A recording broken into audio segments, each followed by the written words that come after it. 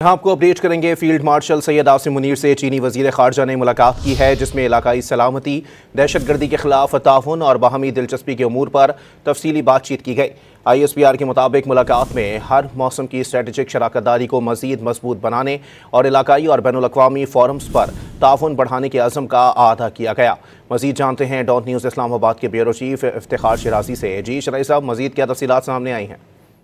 जी, इन दिनों आपको मालूम है कि चीन के वज़ीर ख़ारजा पाकिस्तान दौरे कल की उनकी मुलाकातें सदर पाकिस्तान और वज़ीर आज़म से हुई थी। आज फील्ड मार्शल सैयद आसिम मुनीर से भी उनकी तफसीली मुलाकात हुई है और बताया गया कि इस मुलाकात में इलाकाई सलामती, दहशतगर्दी के खिलाफ जो ताउन है और बाहमी दिलचस्पी के जो अमूर उन बड़ी तफसीली गुफ्तगू की गई है।